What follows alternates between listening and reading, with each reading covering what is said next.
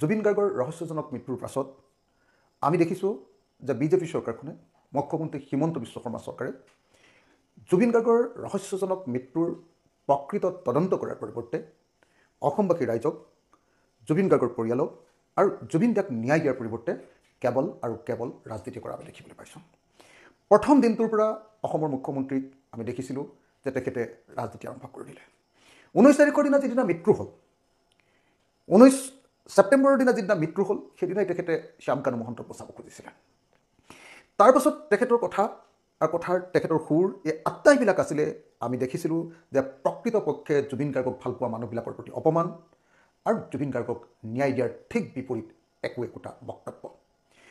মই আজি আপোনালোকৰ সন্মুখত অসমৰ মুখ্যমন্ত্ৰীৰ কেইটামান ভিডিঅ' দেখাম, অসমৰ মুখ্যমন্ত্ৰীয়ে কোৱা কেইটামান কথা আপোনালোকৰ সন্মুখত দেখুৱাম, যিবিলাক কথা আপোনালোকে চাইছে, কিন্তু মই এইবিলাকৰ ওপৰত অলপ ব্যাখ্যা বিশ্লেষণ দাঙি ধৰিব খোজোঁ আৰু কিয় আমি বিজেপি চৰকাৰে ন্যায় নিদিব বুলি ভাবিছোঁ সেই কথাটো এইবিলাকৰ জৰিয়তে আপোনালোকৰ সন্মুখত তুলি ধৰিব খুজিছোঁ।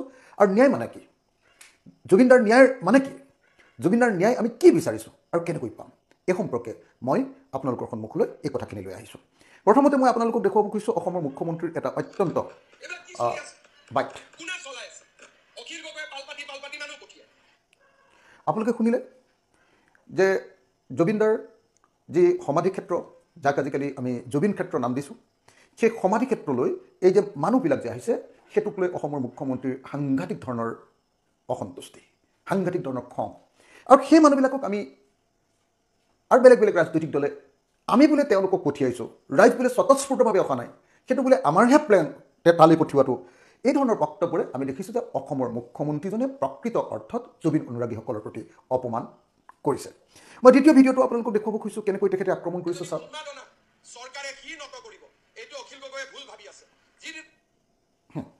আপোনালোকে আকৌ এটা চাওক যে যেতিয়া আমি ক'লোঁ যে নহয় জুবিন গাৰ্গক প্ৰকৃত ন্যায় দিব লাগে, জুবিন গাৰ্গ ক্ষেত্ৰলৈ সকলো মানুহকে সম্পূৰ্ণ আহিবলৈ দিব লাগে, কোনো ডিষ্টাৰ্ব কৰিব নালাগে, আৰু যেতিয়ালৈকে ন্যায় নাপাব তেতিয়ালৈকে আমি যুঁজি যাম, তেতিয়া মুখ্যমন্ত্ৰীজনে দ্বিতীয় এই বক্তব্যটো দাঙি ধৰিলে।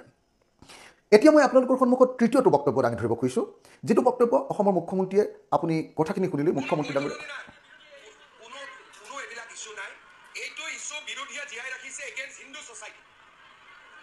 অখিল গগৈয়ে জীয়াই ৰাখিছে not against BJP, against Hindu.